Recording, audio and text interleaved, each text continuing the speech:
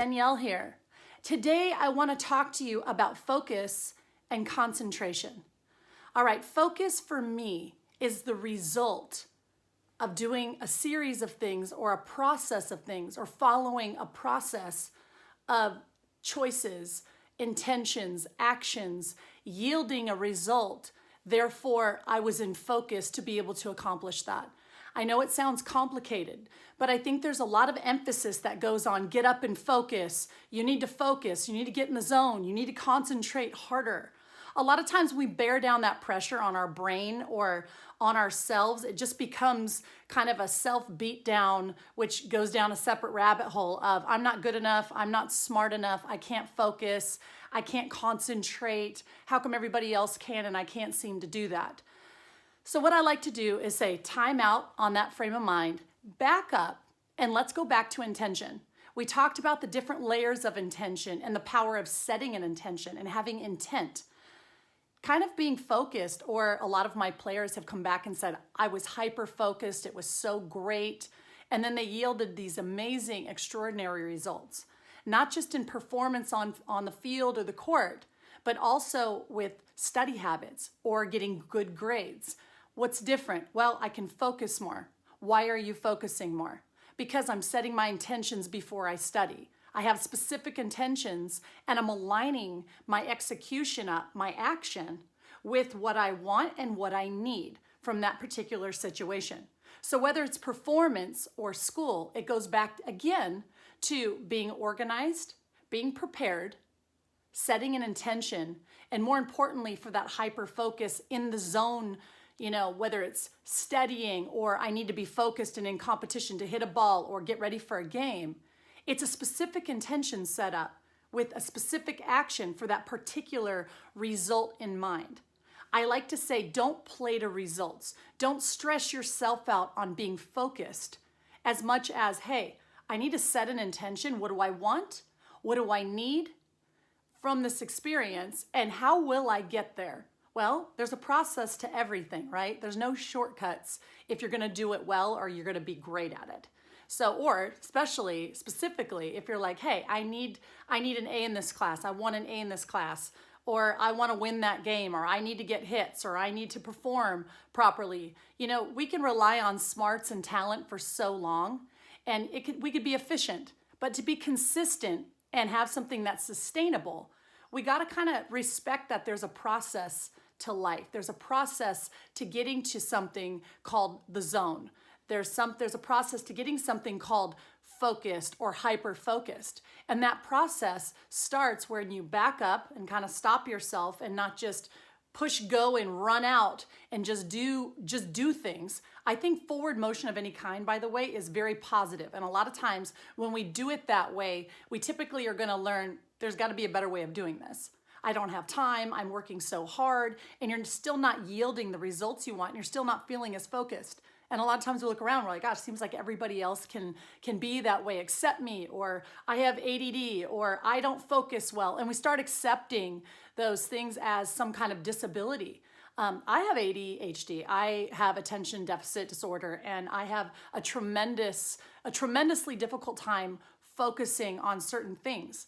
But that's when I need to back up, time out, back up, kind of prioritize what I need to do and kind of compete with what's directly right in front of me based off decisions I'm making before. So my preparation, right? I'm aware that my focus doesn't just come naturally to me. So I've got to work a little harder to get that great result or to be in that zone. So I prepare, I set my intention, and I even go deeper than that. I'm very specific with my intention. What do I want? How will I get there? What are the things I need to do and execute? So I put my mind to task. Right when I put my mind to task on an action that matches my intention in order for me to get what I want, I'm focused. My mind is to task. It's going to a task. It's moving through that space, thinking and executing, and my body's moving with it closer to my result. Therefore, I'm focused. I'm concentrated. I'm concentrating on what I want and how I'm going to get there. So what do I want? Why do I want it? Why do I need it? How am I going to get there? Back up. I'm going to set my intention. I'm going to get specific with my intention. I'm going to get specific, even more specific with my action, my execution, and how will I do that? And then I'm going to yield a result. If the result is not what I need, that tells me that somewhere in my process, there's room for an adjustment. I'm going to go back and figure out what that might be. It might just be another path of getting there, a straighter path. The quickest points from A to B, the quickest way from A to B is a straight line, right? So I can either take the windy mountain road to get to that place, or I can take that straight line and buy myself some extra time to maybe take a nap, or to go grab an extra coffee, or just to sit and breathe for a second, or to study extra on another class. I mean, that kind of time where you are is a big deal, okay? So no matter what it is, go back. What do I need? What do I want? I'm going to set my intention, and I'm going to get more specific with my intention. Then I'm going to align my action, my execution plan to that intention, yielding a result.